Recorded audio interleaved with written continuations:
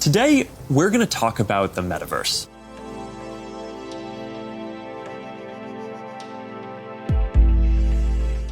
The next evolution of the internet, called the metaverse, will be extended with 3D.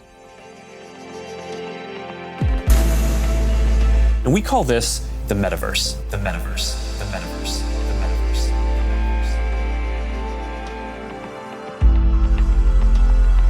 Introducing Apple Vision Pro. The metaverse. The metaverse. The metaverse. The metaverse.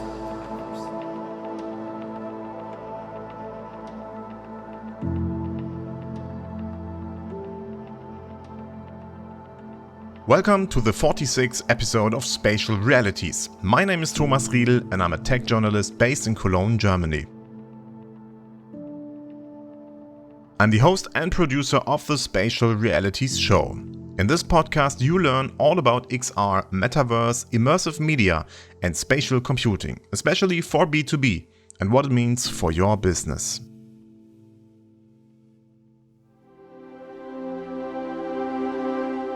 This episode kicks off the cooperation between the AWE in Vienna this year and the Spatial Realities show.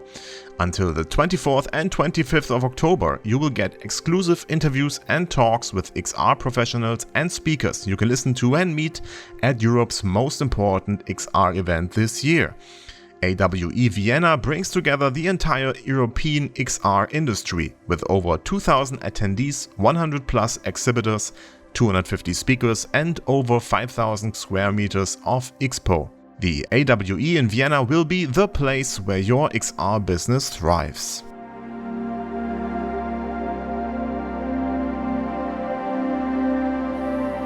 Also, take part at our giveaway contest, where you can win 2 tickets for AWE Vienna. The contest takes place in 3 unannounced episodes in the next 2 months. And if you don't want to bet on your luck to get a ticket for free, enjoy the 20% discount code as part of this community. Use Spatial20D to get 20% off your regular ticket price. Again, use Spatial20D, SPATIAL20D to get 20% thanks to our Spatial Realities community discount.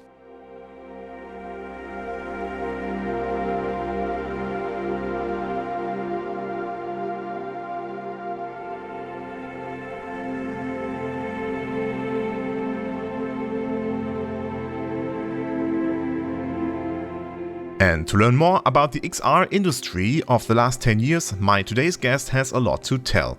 Ori Inbar will give us deep insights into the time when the AR industry really kicked off. And that inflection point, you might have guessed it, was when Apple started the age of the smartphone. Ori started Augmented, which later was sold to Apple and was the foundation of what we know today as ARKit. Ori since then influenced and shaped the XR industry with starting the AWE conference and his investment company. You will learn why founding a startup in XR needs passion, persistence and patience, and why he thinks the AR industry is born in Austria. He will tell us about his years at German-based software company SAP and how all comes together to a big finally when Apple announced the Apple Vision Pro this year. I really enjoyed this conversation as Ori shares a lot of personal moments and insights which shaped the XR industry.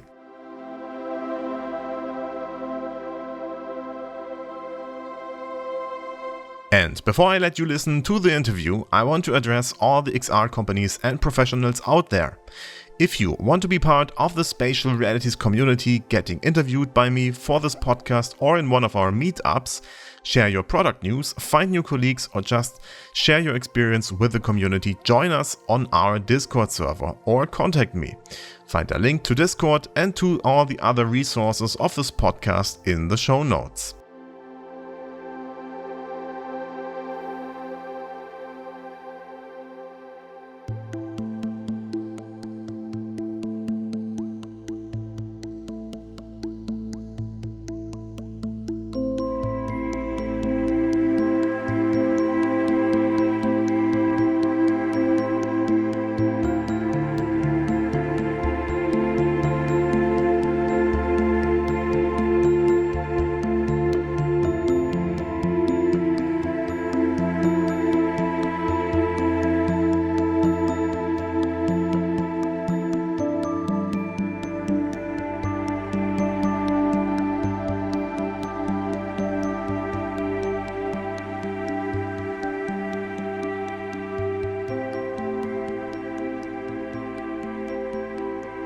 And now we are coming to an interview I've been very much looking forward to. My next guest is a serial entrepreneur, investor, and thought leader in the XR industries for decades. He is the co-founder and CEO of AugmentedReality.org, a global non-profit organization dedicated to advancing AR, and the producer of Augmented World Expo, the world-leading XR conference, which will take place end of October in Vienna.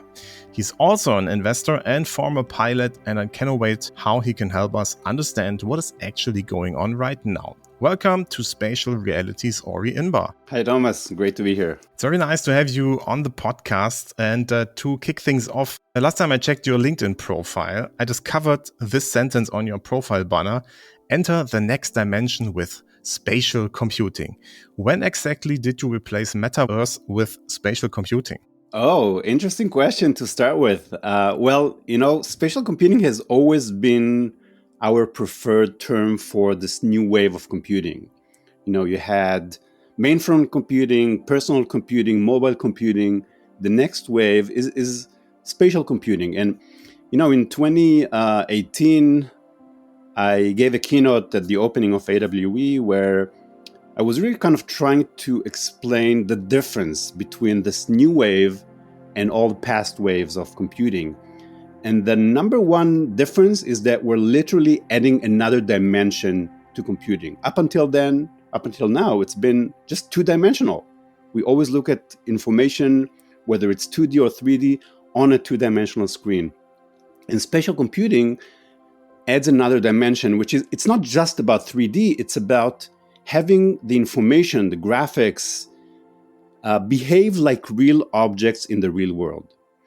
And it's when this concept was invented in 1967 by Ivan Sutherland, he already captured that idea that you have an object. It was a very rudimentary object, but when you move your head, you see the side of the object just like you would in the real world. Where you reach your hand to grab it, it's just like in the real world. And that's, I think, the fundamental difference between this new wave and past waves. Now, the metaverse has been there for 30 years, mostly associated with the dystopian aspect of this technology. And until just, 2021, it was kind of in the back. Nobody was really using it in a big way until we started hearing from Roblox and Fortnite, and then later, of course, Facebook changing its name to reflect their new focus. And then all of a sudden it became the word of the day. And, I in my opening keynote that year, I kind of made a bit fun of this term. I did this kind of like a game show where that was called the Metaverse or Schmetaverse. It's kind of a way to, just poke fun in this term. On one hand, it was great because it brought a lot of attention and awareness to what we've been all doing for decades. But it also had sort of a futuristic, semi-dystopian feel to it that made it feel like, it's still far away in the future. And that compromised a lot of what was already happening in the industry for both AR and VR today. So that's why, wasn't 100% behind that term. Plus, the thing is that I think many people in the industry were trying to really define what it is into detail. And I think that was a kind of a futile exercise because I think in many ways this term is like cyberspace. When cyberspace came about in the 80s and then people used it as a way to describe the internet, they didn't get into protocols or, integration technologies. It was just kind of a general term to say, we're going online, we're going into cyberspace. And I feel like this should be more of the way to use the word metaverse. It's, it's that place that we go into when we're in VR or sometimes, AR. And you don't have to be bogged down with all the details and the definitions because that confuses the hell out of everybody. Yeah. So that's my beef with that word. So you're almost happy that it's gone. It's not gone, but it's a little bit in the second row maybe. It's still there. Meta is still talking about it. Epic is still talking about it. But somehow you are also glad that spatial computing is maybe back, or maybe even as big as it has never been before.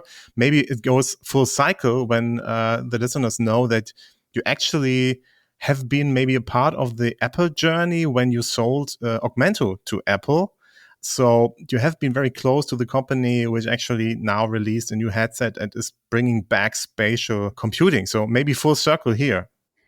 That's right. Yeah. I mean, the hype was, I think, way too high and too crazy in 2021 and beginning of 2022 before it crashed. Like everything that is overhyped, it's bound to crash at some point. So I cannot say I'm happy about it, but I think I'm happy that the conversation is not about that term so much, and it's not about how soon can Meta make billions of dollars from it, but really about the substance of it. About really developing valuable technologies, getting people to use it, to enjoy it, to adopt it without the craziness that was associated with it in 2021. And yeah, and Apple, it's I'm sure we'll talk more about it today, but I think one of the best things about their announcement is really the fact that they chose to stay away from the metaverse. I mean, it's kind of semi-positioning and competitive positioning, if you will, but also their belief in AR. Actually, that's their main goal in life. And you heard that, from their CEO for a number of years now. That the focus of the company is on AR because it's kind of like what drew me into AR. It's the idea of not necessarily escaping the real world and going into a different world, but staying in the real world and just connecting better with things, with people, with your environment in a deeper way, and allowing you to leverage a lot of the information from the internet in your real world, in your day-to-day world. So I kind of connect to that idea. And the fact that they chose spatial computing to describe it, I think it's very much in line with Apple's ethos, which is, let's use simple terms. XR is a very technical term. I'm not to mention AR, VR, all these acronyms that just confuse most people out there. So spatial computing is kind of going back to your point to this simple way to define the difference or what's new about this new wave of computing compared to what we've been using in the past. And they use similar expressions before, like personal computing. So people are used to it, and it's maybe easier to make that shift into that direction. Exactly. So listeners of this podcast already know that as much as I love to talk with young startups about their new products, I also love to look back into history because there's much to learn, I believe. And as you, Ori, have been in this space for so long, I would be grateful if you could take us back to where it all started for you personally. You just mentioned it a little bit already, like why you're so enthusiastic about AR. When was your first contact with AR or XR or whatever it was, maybe the idea of a 3D internet where you can go into and not so much look at it? Was it maybe even as early as 1992 when Snow Crash came out? Was it earlier? Maybe you can tell us a little bit when that journey actually started. Yeah, happy to share that. And to your point, I think learning about the history of XR is extremely important. And a lot of the folks that are kind of jumping into this industry in the last few years can learn a lot from what happened there, and based on that knowledge and understanding, they can prepare better for the future and just accelerate the development of this whole industry much faster. So yeah, I my first interest in the space was in the early 90s, indeed, when VR was a hot thing. And I felt, this is what I want to do. VR sounds like a really cool thing. Of course, very quickly, it kind of disappeared. It crashed real hard. And I guess by 1993, you almost never heard of VR anymore. And there was this new thing that came about, the internet. So I was really fascinated with that and started working in startups that built internet products, mostly for enterprises. My startup Top Tier was acquired in 96 by first Bon, which was an enterprise solution provider, and then by SAP. And I spent several years at SAP, kind of taking that internet portal product that we built in the startup to 40,000 of the largest companies in the world. And that was a fascinating process. I learned a lot about businesses, about how to bring software to large organizations and the value that you can really get out of it. When you have been at SAP, have you been in Germany then? I had quite a bit of visits to Waldorf, where SAP is headquartered, for sure. Yeah. Yeah, nice. Okay. It's definitely a big part of my history during those days.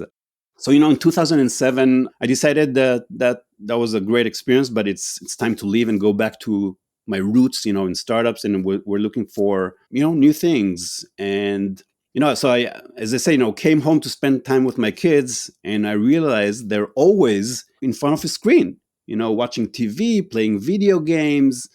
Mobile wasn't that big yet, so they weren't so much on social. But they were still staring at a two-dimensional screen, and I thought, "Hey, guys, you have to spend some time in the real world. Go play outside. Interact with people, with things like I grew up as a kid." And I realized, you can't really force them to get away from the screen. I mean, video games are just too good to avoid. So that's when I had this kind of revelation that if we can try to extract some of the things that attract kids and adults to video games, to the internet, and bring it into the real world, we could actually get the best of both worlds. And, started researching, and of course found that I wasn't the first to come up with this idea. Augmented reality has been around for decades, but it's been really hidden in a few labs around the world. And no one heard about it. I never heard about it until that time. So I felt like, it would become my mission to try and bring this amazing technology to everyone, to the masses. The first challenge was, of course, what device can we consume it with? Because at that time, up until 2007, there were a lot of custom-made solutions that looked ridiculous and awesome at the same time. Huge backpacks, and you were kind of carrying a GPS receiver in your back, and huge headsets. Was pretty ridiculous. But at that time, of course, the iPhone was just announced, and right after that, Android, and it felt like it could become the ideal device to actually enable the interaction and consumption of augmented reality. So that felt like it's really the beginning of the flourishing of this industry. Kind of when the industry was born is around 2009, I think. And where have you been located back then? I've been based in the United States. I came to the States in 1998 from Israel and spent some time, in San Francisco, some time in New York, was kind of coast hopping for different jobs, and I just like both of them about the same amount. And and started meeting with a lot of these labs, and researchers. The first most impactful opportunity was an event called ISMAR. ISMAR is the premier event for academics to share the latest research in AR. I think it's now been running for 25 years, so it's been around for a long time. And I went to the event in Cambridge, UK in 2008, and I was completely blown away. I mean, you had all these kind of gods, researchers, professors that have been researching it sometimes for decades, and have been showing some really incredible innovations. And I felt this is happening. It's here. We just need to find a way to bring it to everybody. And, I was sitting in the audience. I started a new blog, probably the first blog that was focused on augmented reality. It was called Games al Fresco, as in playing in the real world. And people were starting to like whisper, "Hey, there's a blogger in the audience." And they were blown away as well that actually somebody outside of their very close-knit research group was interested in that topic. And it was blogging in real time. So it was kind of a pretty radical change for them. and, you know, helped me connect with a lot of these people, learn more about where the technology is, until I felt, you know, it's actually probably a good time to start a company. I felt like, you know, where all the ingredients are there, and with a little bit of a push and passion, it could become something interesting. So I started Augmento at the time, you know, 2009. And when you started that, what was the business opportunity? I believe you didn't just did it because all the researchers had great papers, had great fantasies, but you probably saw any kind of business opportunity you wanted to fulfill. Or was it really just like building Second Life? No, I think it was very much kind of a conversion of many things that happened at that time. So I think one, like I said before, you know, all of a sudden you had this device that everyone has in their pocket that can allow you to experience augmented reality in a pretty good way. So that, you know, in 2009, it was already kind of the App Store was open, the SDK was out. It's interesting to note that at that time, the SDK did not allow you to access the camera. So you could not really do augmented reality without jailbreaking your phone. So that was kind of the first step. But, you know, about a year later, it became possible. Actually, you know, it's interesting. I joined forces with a few other entrepreneurs, and we wrote an open letter to Steve Jobs at the time to plea for Apple to open the SDK so that Yeah. augmented reality can become an actual official thing.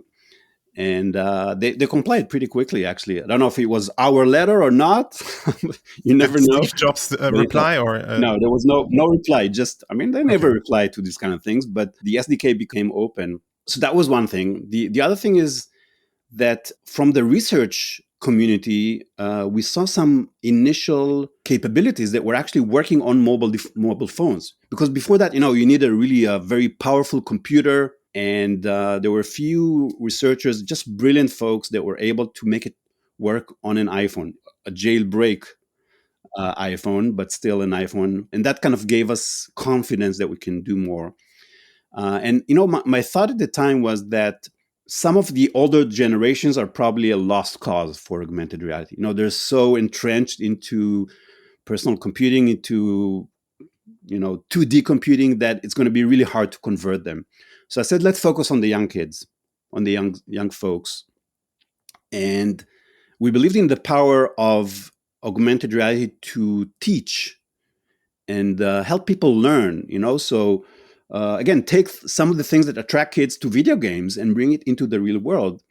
So the first game that we decided to go for was a spelling game, learning how to spell for young kids. So at that time, there was something called NFT, not what we call today NFT. It was natural feature tracking. And that was kind of an innovation, a new innovation in AR that allows AR to track any image.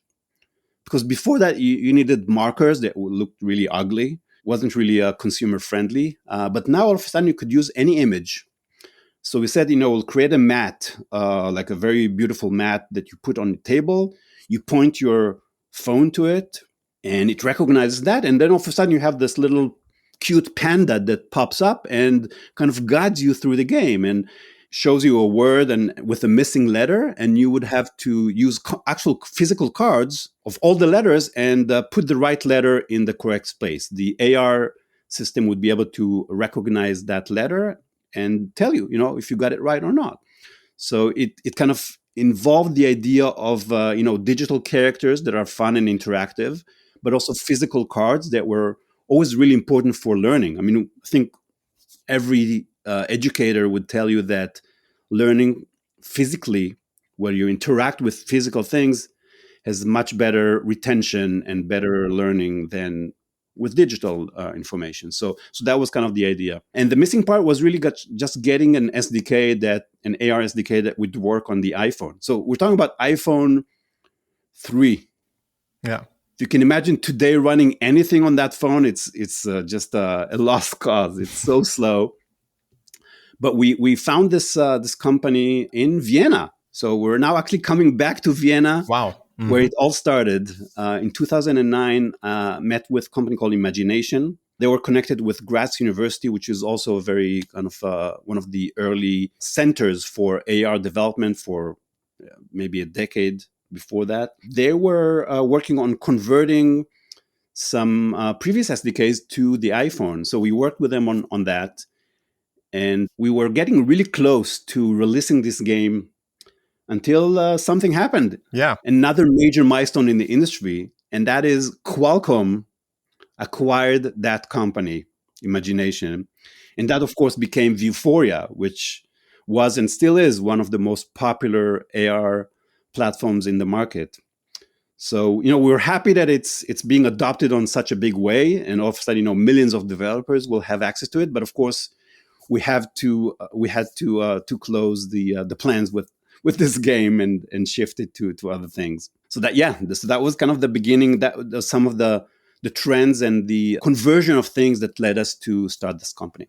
Yeah. And Augmented got sold to Qualcomm. To Apple. Actually, I wasn't in the company at that time, but in 2015, it was acquired by Apple. Mm-hmm. It was in a string of acquisitions that Apple made in the AR space. I mean, first it was PrimeSense, which is we're all using now in our iPhones as a LiDAR, basically. And then Metaio, which was probably the leading AR startup out of Munich, Germany, for the decade leading to that. And then Augmented. And Augmented at the time was actually introducing a new AR platform for, an SDK for tracking using your phone. It was the most advanced in the market. Google adopted it as part of their Tango product, which was also kind of a device dedicated for AR. It never really took off, but at that time was just an amazing device. Kind of what the iPhone can do today with 3D recognition. Tango was able to do then, so they used the Augmented platform. And again, Apple acquired it, and that became the foundation for what we know today as the AR Kit. Yeah. So really proud to have a bit of a part in that whole process. But it kind of shows that Apple didn't just jump on spatial computing in the last year or two. This is something they've been planning for over a decade, starting with developing the software, the tools, as well as the hardware, the cameras. And we see a lot of it is coming together in the Vision Pro that really includes all these technologies and is following kind of what is now 5 or 6 years since the AirKit was launched, in which many developers, probably 1 million developers, were trained on how to use this AR platform, how to develop with it, what are the concepts around it. Of course, we have to make the transition from doing it on a 2-dimensional smartphone to a headset. It's a big jump, but a lot of the education, the training already happened over these days, these years. So I think they're in a much better position now to be releasing this device to a market that is already waiting for it for a number of years.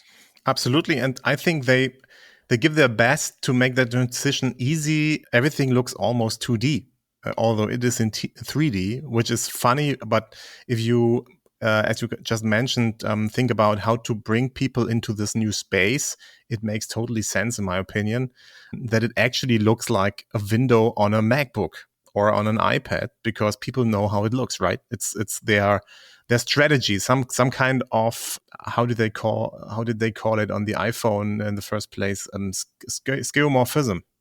Skeuomorphism, exactly. Yeah. That's if I had seen that 10 years ago, I would have been really pissed off, because this is you're missing the whole point of augmented reality, of spatial computing, if you're just showing 2-dimensional screens. And by the way, I did a presentation back in, I think, 2013, where I was showing examples of skeuomorphism, that same idea that, people are kind of using cues of old user experience with a new technology, and that sometimes it helps people adapt to a new technology. So obviously this is what Apple is doing now. They don't want to make it too futuristic or too far off from what people are used to. So in that sense, I really appreciate their approach. It's like, they didn't really position it as a completely revolutionary new way to do things. They didn't have any crazy AR experiences in their demos. So that's actually why a lot of the people in our industry were disappointed. I mean, where's the cool AR stuff? But it was part of the strategy to really make it feel like it's a just a small step forward. It's not Yeah. you can still use your computer, your laptop. You just have a few more screens, So it's not. Don't be so afraid of this change. Yeah. And I think that's really smart. It's going to be up to us, to developers, creators, to really leverage that headset and show what AR can really do and how it can really be different than the existing computing that we're knew of.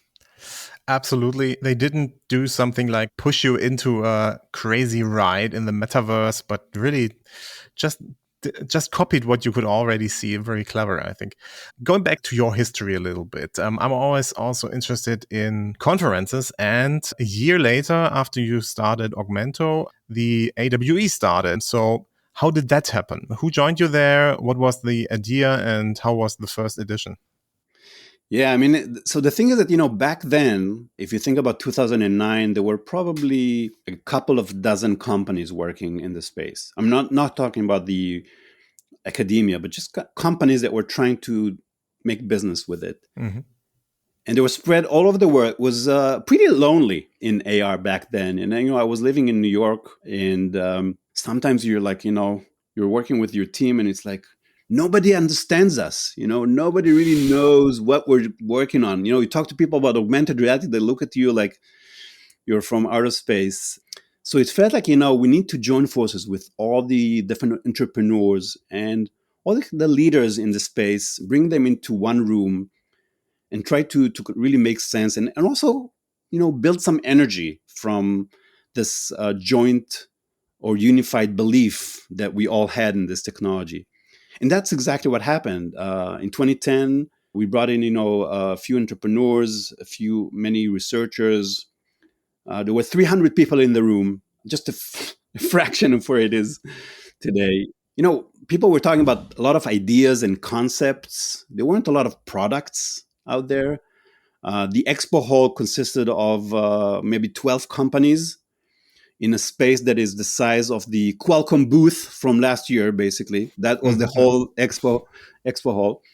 And Qualcomm, by the way, was there. I mean, they actually helped launch this event that was the launch place for Vuforia to the world. So it was very cool.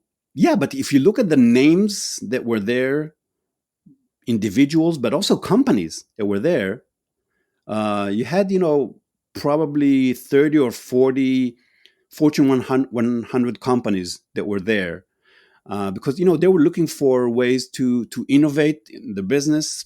And some of them already experimented with that technology at the time. I mean, of course, we know Boeing was in AR since the early 90s. The term was coined at Boeing, augmented reality. So there was, there were a few of these companies there from different verticals, different industries. More than anything, I think it really helped generate energy. So you feel, you're not alone. You're not crazy.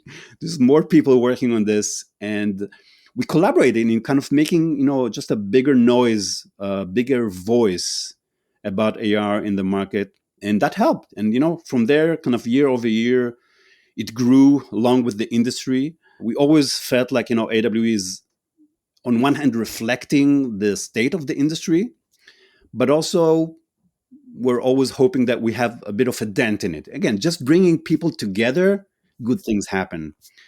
And that's still the motto for us today. And how many people are you today in the team? Oh, the team, we're 12 people on the team. I feel like today probably have the best team we've ever had, the most complete. So we can really, deliver a great experience for attendees, for exhibitors and sponsors, and also make sure that, people around the world are aware of this community. It's not just an event. At the end of the day, it's a community with a shared mission and goal in mind, which is really to help advance AR and VR and bring it to everybody. I mean, our mission today is to bring XR to every single person on Earth.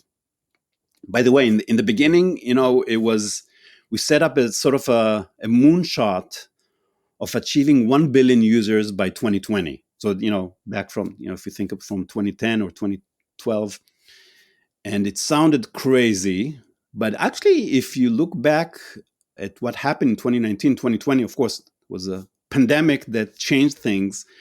But at that time, we actually, as an industry, we crossed the 1 billion users. It wasn't really active users necessarily. A lot of them just, tried it and maybe didn't come back to it. And many of them were using, face filters or, silly things like that, or were playing Pokemon Go, which some would not consider, as a full-blown AR experience. But that number actually was achieved in time. And so then we said, okay, moving forward, it's about reaching the rest of the population on Earth, and with strong focus on diversity, because in order for this technology to be relevant for every person on Earth, you have to involve every person on Earth, from all regions, from all races, from all communities. And that's kind of a big part of what we're trying to do with the AWE community. So again, it's not just the events. I mean, the events are now running. We have large events running in the US, Europe, and Asia. This year it's in Singapore at the end of August. But also meetups that are running on a local basis in now 35 cities around the world, from Tokyo all the way to Mexico City and everything in between, many in Europe, many in the US and Canada. And even in Africa, we have a couple. So these are kind of grassroots communities that meet on a regular basis with their local communities. Each one is different. They bring different things to it. But then they're connected with this global umbrella of the AWE community. So people can share ideas, can share concepts, companies among those groups. And of course, meeting in person in the large events where, if we learned one thing from the pandemic in 2020 and 2021 is that digital information is amazing, and it can allow us to connect in ways that we've never thought possible before. But nothing replaces the in-person interaction. That's when magical things happen. Startups connect with investors, brands connect with creators and developers, people find jobs, and of course companies hire people. And one of the things that we hear over and over again is that many new startups were actually born at AWE. There's a story of the Blipar founder, one of the leading AR companies. He came to AWE in 2011 to check what's going on, and connected with his co-founder and said, we actually have something that no one has. Let's start a company. And that's how the company was born.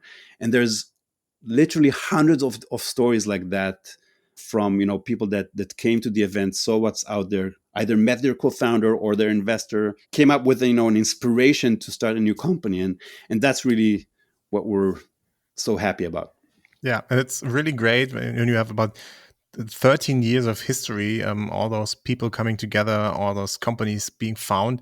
And of course, this year, I already mentioned a couple of times in this podcast episode, we will have one edition in Vienna where Augmented actually was founded in the first place, now coming back to Vienna. And of course, everybody in Europe is asking, why should they go to Vienna? What's so great about this edition this year? What are you excited about? Yeah, I mean, first of all, really, it's coming back to where a lot of I could say, the air industry was born in Austria. I mean, there's Wiki2 on one hand, technically started in Salzburg, but, it's Austria. Austria is small. Yeah. And then, Vuforia and a lot of the research that came out of Graz University, which is near Vienna. So on one hand, it's kind of closing a circle and coming back to where a lot of it started. Of course, Vienna it's just a beautiful city, one of the most beautiful cities in Europe. So it's, for me personally, it's great to be back there and to have people kind of experience it, sometimes for the first time. And it's of course very central to Europe. Short train ride from folks in Germany, in Munich, and other places. It's a very welcoming city for travelers, for business travelers. So it's just a fantastic place to bring AWE together in Europe. And do you have any content advice what people should look after on the conference, for example? Do you already have any highlights? I mean, it's still almost 2 months until the conference, but are there already any highlights you should say people have to see it?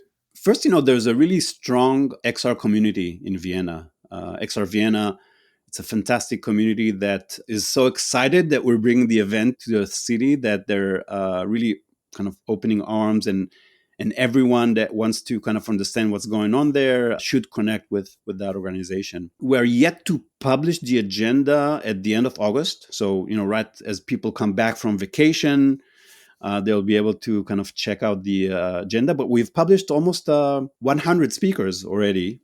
Mm-hmm. And also, there's if you go to the AWE blog, you can find an article that talks about some of the highlights that are already planned for the event.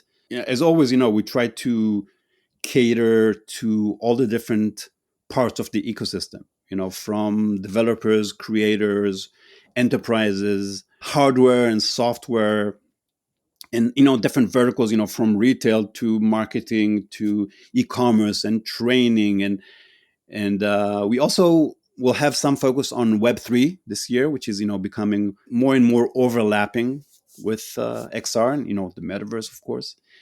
And also AI. AI is going to be a big topic at this event. It's a big topic in the world. And I think it's important for people to understand that AI is not replacing XR. AI is actually making XR better.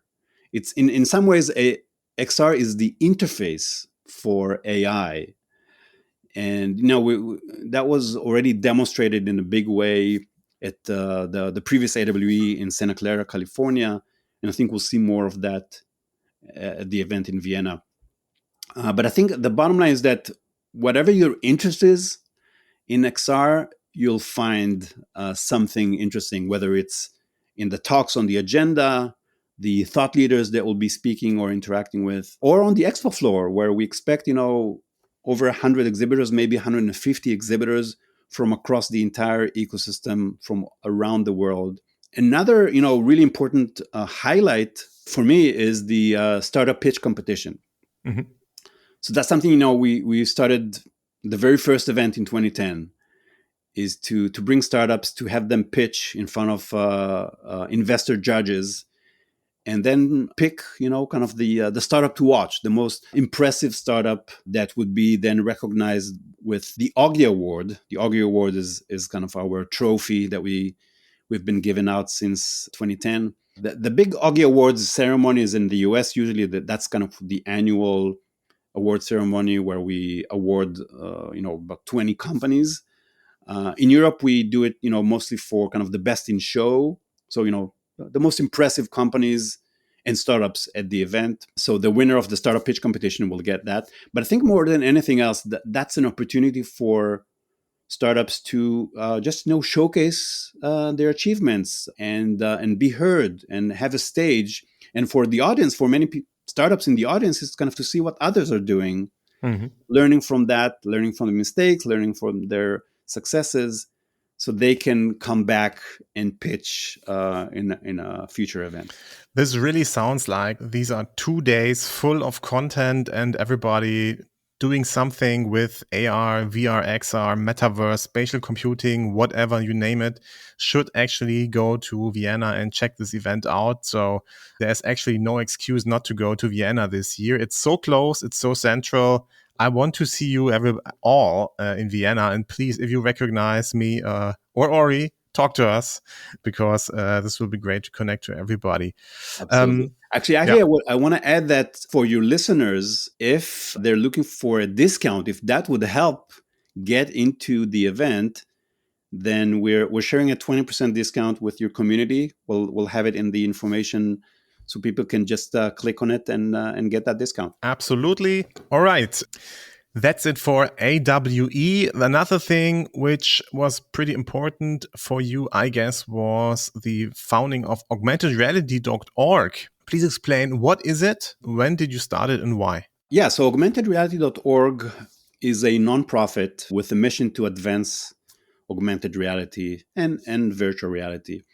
And it basically started as the foundation behind AWE. So, we needed an organization that will actually produce this. So that's what augmentedreality.org was created for. It's been just a great way to get the goodwill of everyone in the industry. Because again, we didn't have it wasn't about making money off the back of anyone. It was really about helping advance this mission that started when we got into the space. And I think that helped a lot. Today, it's kind of in the back, but it's still what's running all the meetups around the world. They're actually part of the augmentedreality.org.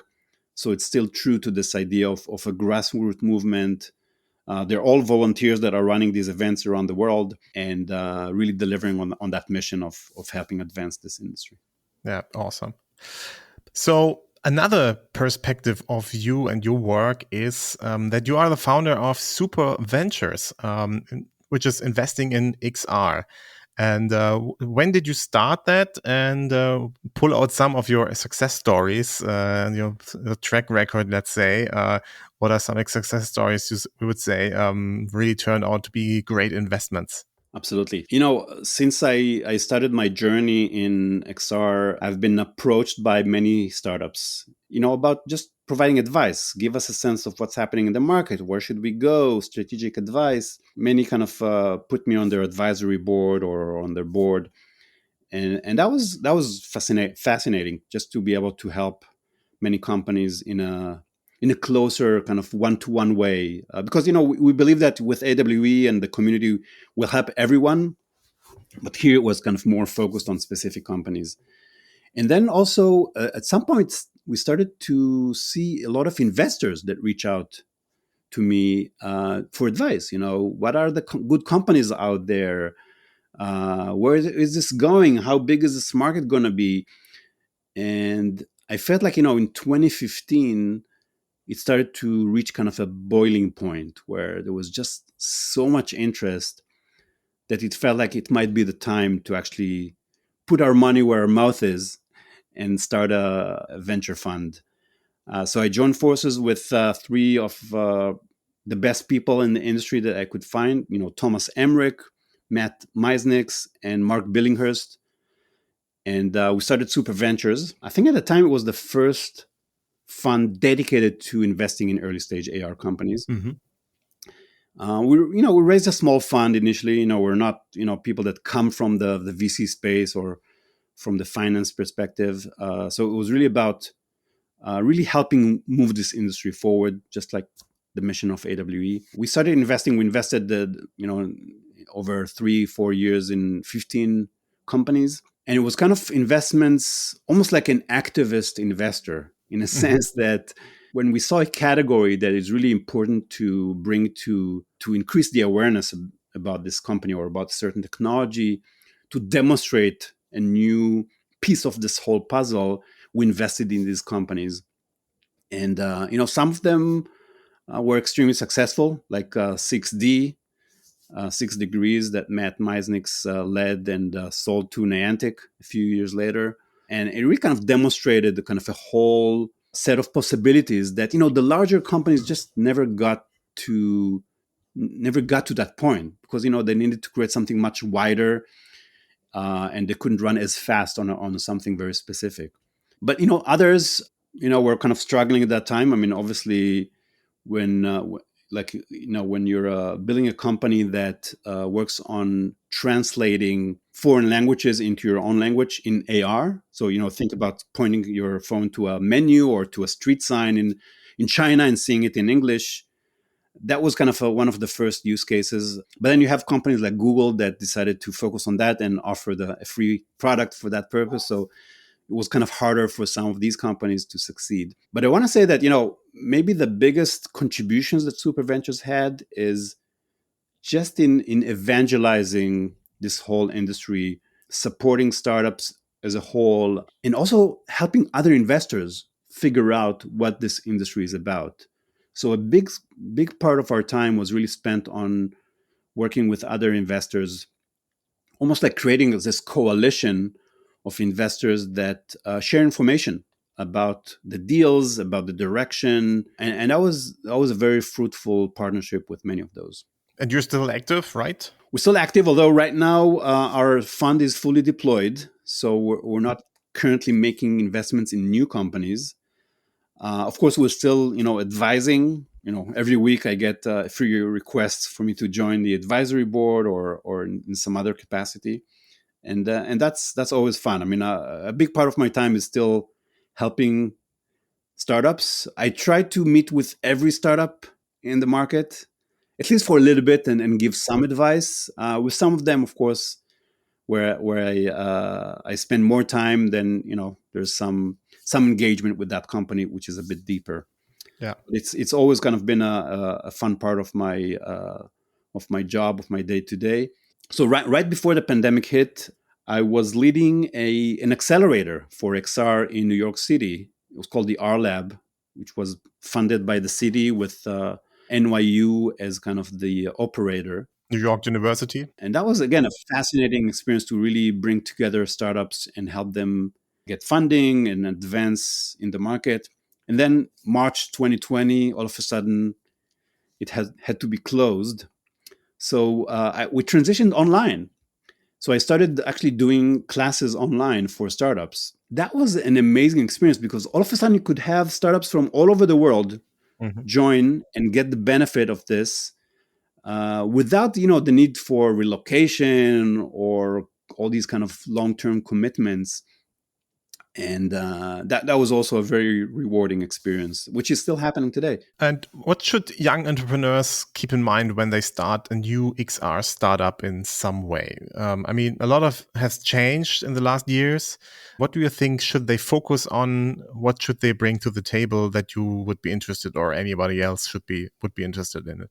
Yeah, it's kind of going back to where we started, which is you have to look at the history and really understand what came before you, so that you know how to position your company in the best way possible and avoid mistakes of the past. And I that's kind of how I opened my my keynote this year, which is XR is hard. It's been taking so many more years than we all anticipated. When I started in 2009, I thought, in a couple of years we'll all be using AR, and it's still an uphill battle. Although this technology is so compelling and so valuable to many people, it takes a lot more time than anything else. A lot more than social media. A lot more than e-commerce, SaaS software, and more than AI in many ways, because it's kind of a big shift in everything that you can think of around the technology and how you use it. And the hardware, it just takes a lot more time. So one of the most important characteristics that I look for in an entrepreneur and a startup is the passion, persistence, and patience, because it's going to take a lot longer than you think. And you have to kind of be ready for the long run. So, when you raise money, don't spend it all over, a year or two. Make sure to create a long runway. And again, look at what people have done before you. One of the kind of the biggest values that I offer a lot of the startups today is just telling them, who else is trying to do or try to do what they're trying to do. And there are not a lot of new ideas out there. A lot of them have been tried. And it doesn't mean that now, it's not the right time to try a new idea, but learn what people have done before you. That's such an important thing. And a lot of the new entrepreneurs are actually not looking enough to what others are doing. They feel like, they're reinventing the wheel, and that could be a futile exercise. Yeah, absolutely. Would you say that in the XR industry, startups have to be more patient than in other industries because of, for example, the very hard hardware component? I think so. Of course, there's other industries or technologies where even took longer than what it's taking for AR and VR. But it's very visible in our industry, very transparent, that things are taking longer than anticipated. Yeah, part of it is the hardware, but again, it's not just the hardware. When I started pitching projects with Augmented back in 2009 and 10, I was getting meetings with some of the top advertising firms in New York and some of the top publishers.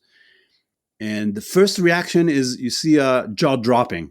They're like, "Oh my God, this is incredible." But then the next step is head scratching. Like, how are we going to use it? How are we going to put it in the hands of our users in a way that is, scalable to kind of how we're expecting our technologies, our products to be, and that's where it's harder to achieve. So yeah, I think patience and perseverance, and there's some startups that are still big players in the AWE community that have started back then, in 2010, 2011, 2012, and they've been at it for year over year until they actually were able to find a market. Especially, if you look at some companies in the enterprise space, it took a long time to actually find a market, and eventually they found it. And you have startups that are very successful at kind of selling.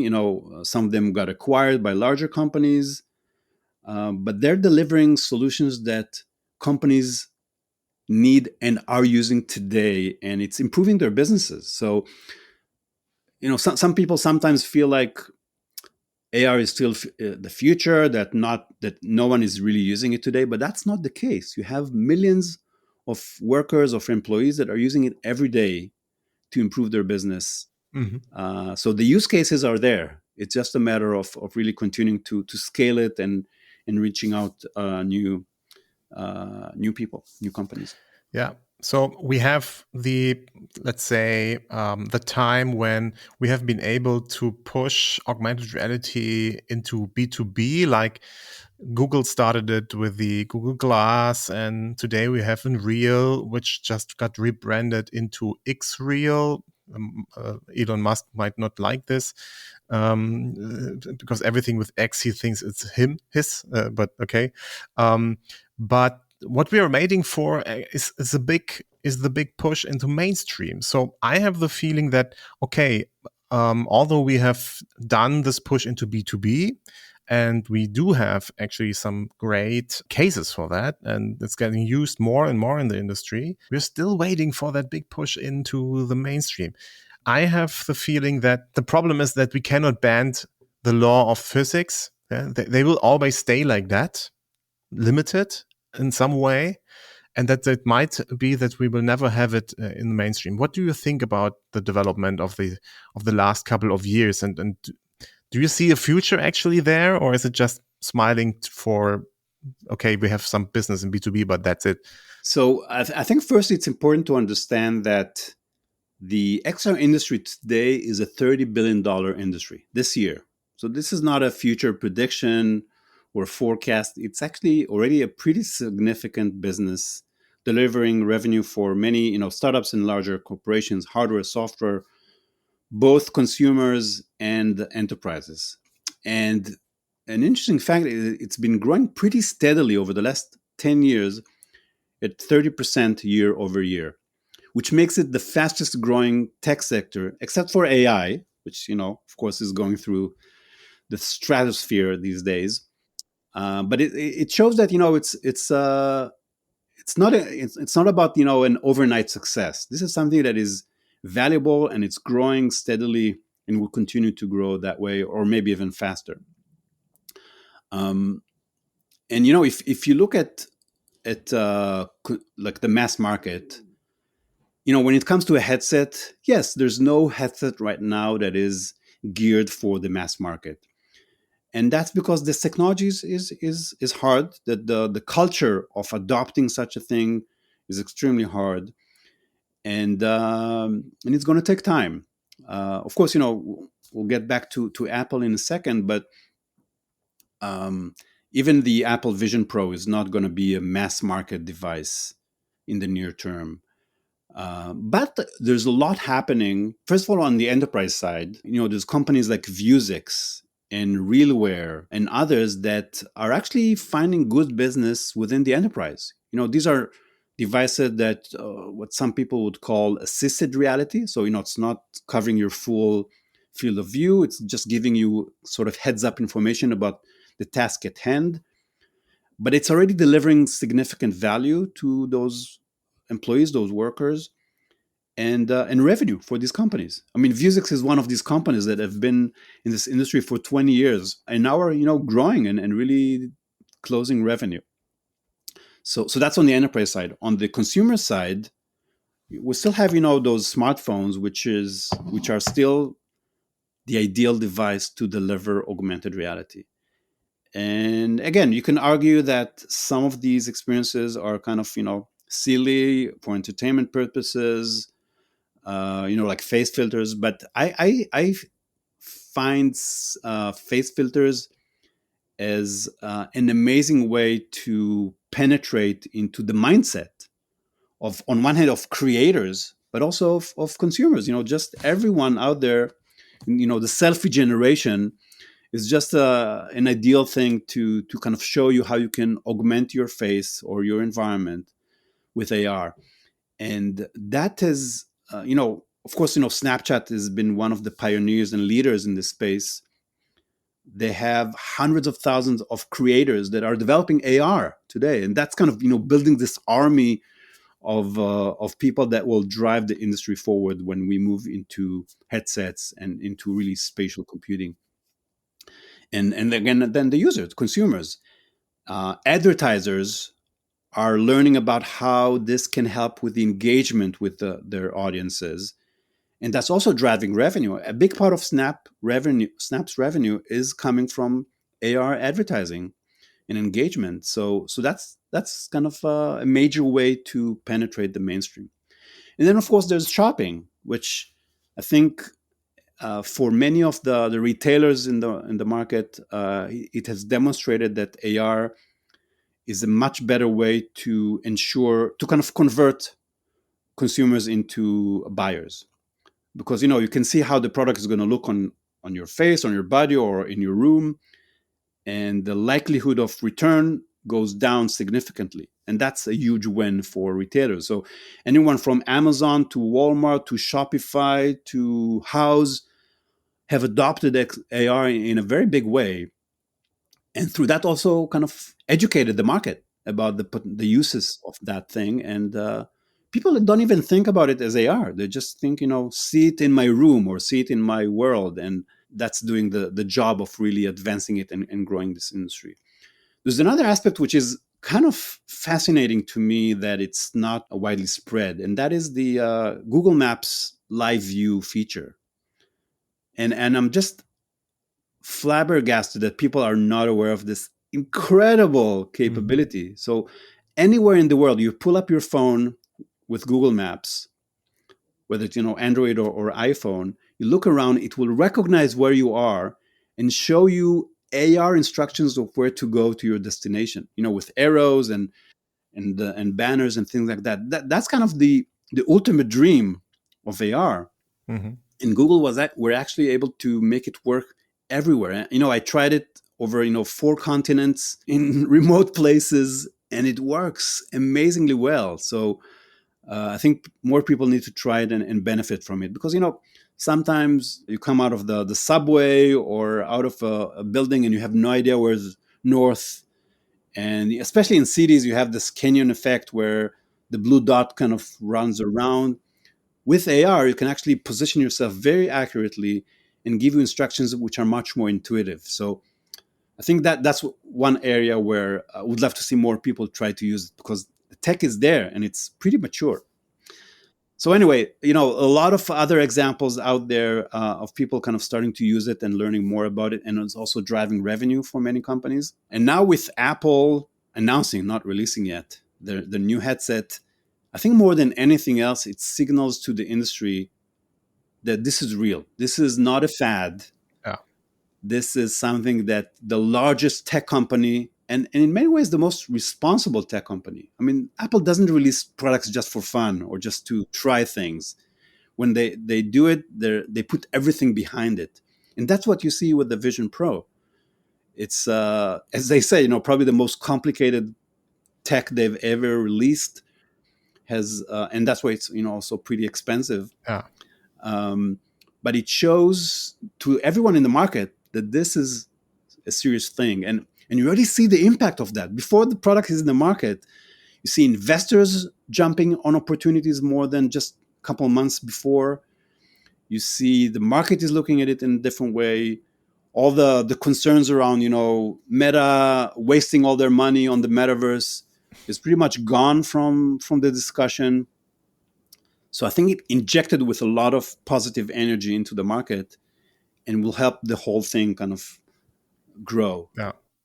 Before we come to Apple, I have two more questions in the timeline, and maybe you don't answer them too long, because actually we managed to actually take all the time we had, 90 minutes we have scheduled, and we gonna take them. I have the feeling, and it's great actually. So two questions and maybe a little bit shorter answer, please. First is the metaverse hype. It started, it ended, it took 18 months. Almost everybody was talking about the metaverse. What do you make out of those 18 months? What did it do to the industry? What did it do to us? What should we take out of the hype? Even when we are the people thinking, okay, I'm happy that it's over because now we can actually go back and do substantial stuff. What should we take out of those 18 months? Yeah, terms are really critical. Sometimes you say, terms are not that important, but they have huge implications on industries, and for the good and the bad. I think when the hype started around metaverse, it wasn't actually Meta driving it. It wasn't Facebook. It was Roblox valuing the company at $38 billion as a pure metaverse company with hundreds of millions of users, active users. And then Fortnite also kind of raising money with valuation of hundreds of billions of dollars. These two were really the impetus of the rise of the metaverse term.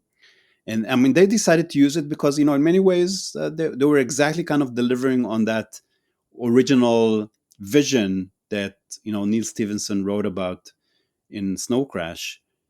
And they were extremely successful companies. I suspect that, Facebook decided to change the name to Meta, not just because they believed in this as kind of their way forward, but also as a sort of distraction. I think we have to admit that was kind of part of the reason for the name change from some of the woes they had, in past years. What it did, it's one of the top tech companies in the world putting, and it seems like they're putting all the eggs in this metaverse basket. And that was a risky move, for a large company. And startup can do that, but such a huge company, when it does that, it gets all the eyes and all the arrows from everyone. So you started to see a lot of people that are just bashing metaverse just because why not, right? All the pundits and all the financial folks that had no idea what it really means. They didn't see it delivering immediate revenue, so why should they care about it? They're just bashing it. And that, of course, hurt the term as well as the industry. So there's, probably some positioning issues around that. There were really good folks in the industry, of course, like Matthew Ball wrote the book about the metaverse, which were trying to really provide the big picture around it and to really explain all the potentials. But I feel like, from my perspective, going back to my comment on the fact that it should be more viewed as the way we use the term cyberspace. It's just, kind of an amorphic term that describes an idea, which is when we experience the internet and all the information in the world in a spatial way. So it's all around us. It's not on a 2D screen. That's the big change. So if cyberspace was on, it didn't actually say it's 2D, right? But it was online. But for most people, it meant 2D experience. Metaverse would be similar concept, just in a 3D experience that feels like the real world. So, I mean, that's how, when people ask me, how do you define the metaverse? I was trying to stay away from all these technical definitions and really go into that wider definition. And, again, unfortunately, like happens, that term now has a baggage. There's another thing which we haven't talked about, that there were really two camps in the metaverse growth, the rise of this term.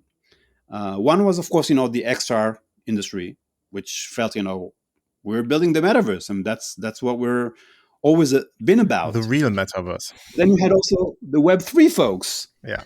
Said, no, we're the metaverse. The metaverse is about decentralization. It's about taking the control away from the big corporations and into the people using blockchain and crypto concepts. And they said this is the future of the internet and what the metaverse is really all about. So it was kind of fun to see those two camps developing, and of course that didn't help. It definitely confused people about what it is. I was always kind of trying to find the almost like the union between these two groups, because there's some shared goals and shared ideals between those two groups, and that's what, as an industry, we need to focus on, so that we don't just tear apart this whole industry and confuse Yeah. the hell out of everybody. Well, maybe one problem got solved by the AI hype. Most Web3 experts are now AI experts. So that's the joke running on LinkedIn right now. Yes. Okay, so next question. What also happened was that the Metaverse Standards Forum got founded. And actually, yesterday, the Alliance for OpenUSD was announced. So what we see is some kind of a whole group of standards organizations starting with different goals. And I would like to hear what you think about those standards organizations. Are they of any use actually? What kind of role do they play? Because to be honest, usually most people don't hear anything from them. They're just there. Sometimes you see somebody on a conference taking having a talk, but what kind of role do they have in the industry, and why should I actually be engaging with them? I think these standards organizations are critical for the growth of the industry, for driving adoption, and for removing a lot of the friction and barriers in the industry. I mean, if you think about just us communicating right now, there's like 100 standards that are supporting this ability for us to do this. And if you go back to trains or electricity, without standards, the world would look completely different. So they're really critical. But the funny thing about standards is that it's hard to push for standards up front. I mean, I can tell back in 2009, we were bringing together some of the startups in the industry to agree on certain standards as early as then. And on one hand, we felt like it's an important service for the industry, but we also knew that standards tend to be defined more in retrospect. So once you have a big player that is using a standard, is willing to share it with others, that's when it becomes proliferated with others. And there are some standards wars that have been tearing industries in the past. VHS comes to mind as a winner. With the beta cassettes of the 80s. The faster you agree on a standard, the faster it is, or the better it is for the industry. So I'm hoping that these organizations would really be successful. I think that the Open USD is probably a really good example of some of the big players in the industry agreeing on it, and it becomes a de facto standard, whether it's official or not, and people will use it moving forward. Yeah, absolutely. And they have been working on it for years. Pixar is working on it, of course, invented USD. Apple is using it since years. And yeah, they are using it for their new device. And now we are going to the new Apple device, the new product category, first product category since the Apple Watch. I saw an interview with you in April 22 last year, where you said we are all waiting for Apple glasses, and this year it actually happened. What was your first thought when you saw what Apple actually announced? Have you been like, oh my God, what did they do? Or was it like, finally? Absolutely. It was a big finally. It's here. It's awesome. That was kind of my initial reaction. I actually wrote a post about it, which started exactly like that. It's finally here and it's awesome. And it's a great day for the industry. I think they hit the nail on the head in almost every aspect of this device and this announcement. Like I said before, they've been working on AR. They wanted to deliver a product in this category for a decade now. And every year since probably 2017, we've been saying it's next year. So this year, it's actually finally next year really happening. But I mean, I think it's interesting to note that Apple on one hand, wanted to they always time the market in the best way possible, so that when they release the product is perfect and ready for the market, and the market is ready for it. And I feel like this time around, there were some debates internally at Apple because some folks didn't feel like it's perfect enough to, according to Apple's kind of ethos. And the reason they decided to launch it now is very simple. If you look at iPhone revenues, and not just iPhone, actually, Samsung revenues from smartphones, it's the first year that it's going down. Mm-hmm. And that's exactly the motivation that these companies need in order to start a new wave, a new generation of technologies. I drew back, what was it, in 2013? I drew this really simple chart that was looking at the inflection point. Inflection point is defined when a previous wave of technology is starting to go down and a new generation of technology is crossing it, meaning selling more of the new devices or new technologies than the old technologies. And that's exactly where we are right now. We're seeing that the old technology is starting to go down. Companies are panicking, investors are panicking, because how do you continue to have these companies grow? So they couldn't wait any longer. And they came out with a product that is probably the best they could have done at given technology in the market. It's looking like from all aspects, it's better than anything we have seen in the market. So now, it's just a matter of seeing it in our hands and really experiencing it. But based on the people that have tried the demos, every single one of them was extremely impressed. Yeah. Even the biggest critics. So of course, not everything is perfect about it, but they hit the nail on the head, as I said, and can't wait to try it myself. Yeah, and they did also enough new things. Like it's not only important to do something better, but also do new things. For example, what they did is they actually delivered a VR headset, which wants to be an AR headset. What do you think about that one? That's a great observation, and I also felt the same. It's the first VR headset that is called an AR headset. Yeah. And on one hand, it's in line with Tim Cook's, messaging positioning over the last few years, where he said, it's all about AR. He's fascinated with AR, never talking about VR or the metaverse. In fact, SVP of marketing for Apple said that that's a word that they will never use, the word metaverse. Yeah, but you cannot deliver today an AR headset that can deliver a good experience. So what's the next best thing? Is a VR headset that has all the characteristics of an AR headset, meaning you cannot have a transparent device. So let's show the eyes outside. That's a very new, innovative thing on Apple's part. The other thing is that I loved is that there are no controllers, because spatial computing is about interacting in a natural way with the world around you. So controllers are in the way. Reach out your hand, and they invested a lot in making sure that works well. I mean, there's so many cameras that track your hand, so it's you can really feel natural in selecting and moving things. And then the demos were first and foremost about AR, and then of course, yeah, it can move into what they call environments where you kind of block the real world, but that's only kind of a secondary thing. The first priority is really about keeping you where you are, Yeah. just improving the way you do things. And they even make it almost impossible to use it as VR, as they lock you on the place you are when you're in those environments.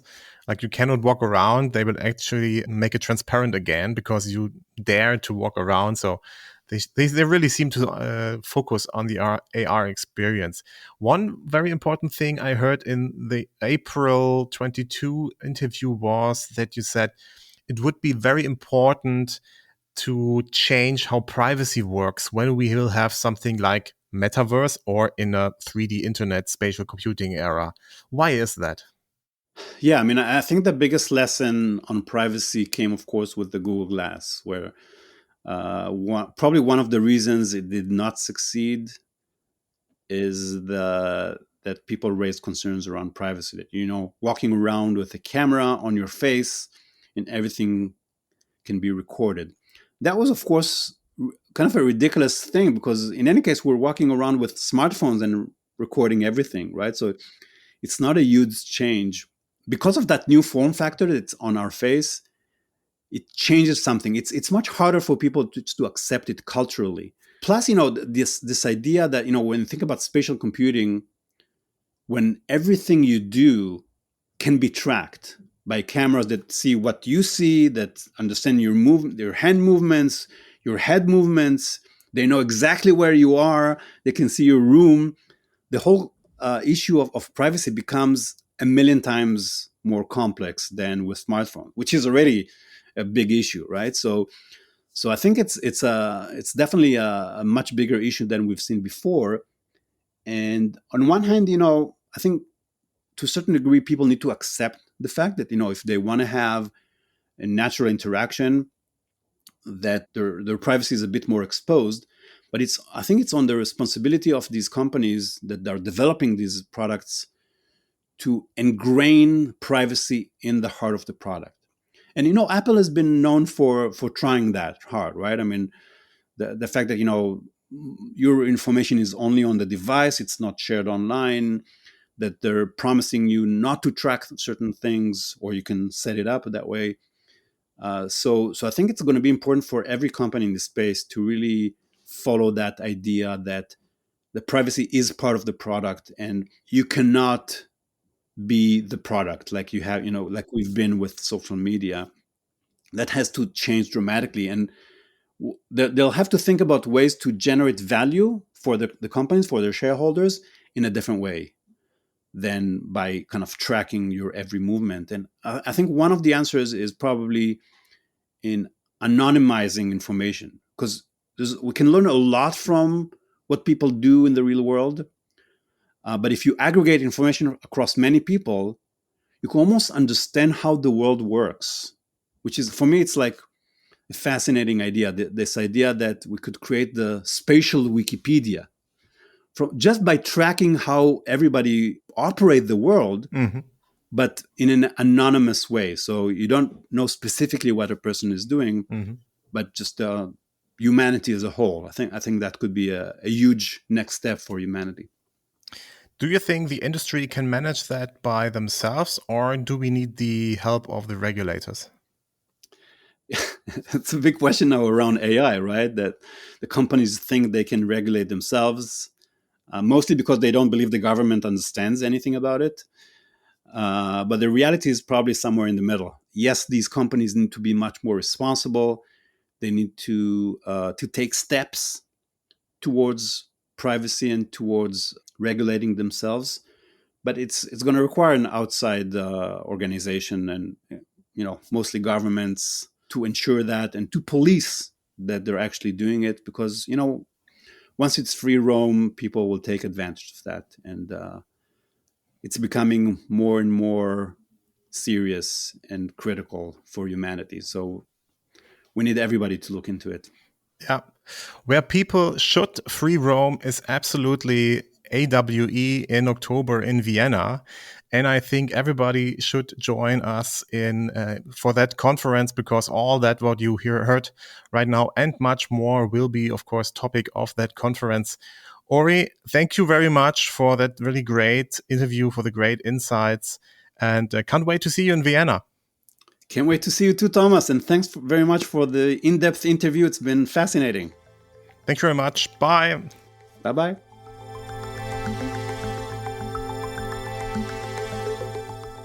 And that was episode 46 of Spatial Realities. Thanks again to Ori Inbar for the interview. If you like this podcast, I would be happy if you could recommend it. Feel free to share the episode on social media, send it to colleagues and friends, and write a comment on Apple Podcast and Spotify. I'd also like to point you to our Discord server. You can find a link in the show notes or on spatialrealities.de.